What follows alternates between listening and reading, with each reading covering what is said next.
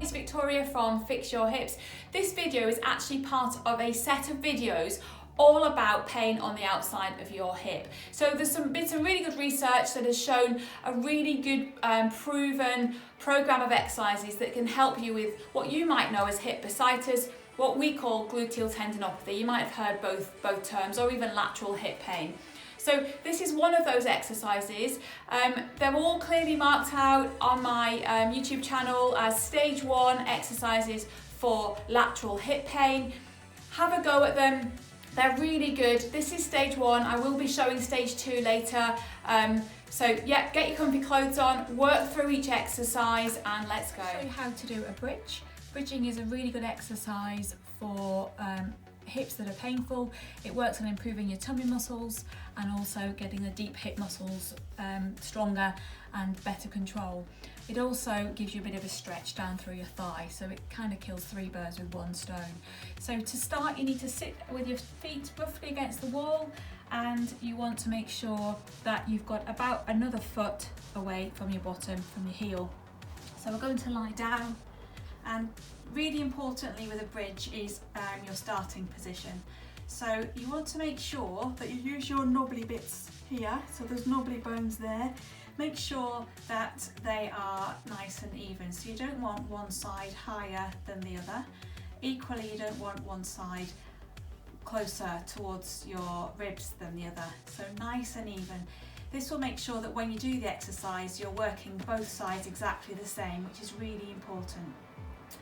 So the first thing to do again is check where your knees are. You don't want your knees wandering in, so you've got nice control, nice position here, and good position of your thighs down to your knees.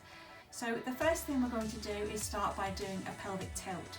So when you're doing this, you need to make sure that you're tilting using your tummy muscles, not your bottom muscles.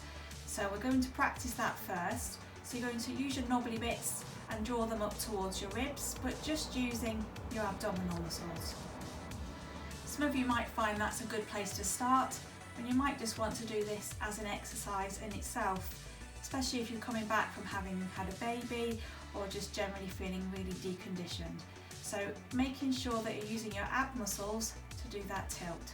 Once you feel you've mastered that, the next step is to bring in these deep muscles here. So your abs are on, you're in a nice position, your knees are in line with your hips. You're going to squeeze these deep muscles here, and then you're going to just gently lift your bottom up towards the ceiling, making sure all this stays in the same place. Then you're going to lower down. Keep your abs on, and then squeeze those muscles back on. It doesn't really matter how high you go to start with, you just want to make sure you're doing the technique right. So abs on, squeeze your bottom muscles and lift. As you get stronger, you'll be able to lift higher, but make sure that you keep that tilt on, because without it, what you'll tend to do is lift through your back, and that won't work. It potentially could cause you a bit of back pain. So you want to make sure you tilt through the abs, squeeze your glutes and lift. Initially you want to be starting to work to about 5 to 10 reps. If that starts to feel easy, just keep upping it. You could get to around 50 of these, and making sure that you're working your bottom muscles nice and strong. So great work, make sure you keep it up. Also, don't forget to think about your posture as well. That really helps this hip condition get better. So if you like what you're watching, don't forget to drop a comment, like, and hit that subscribe button.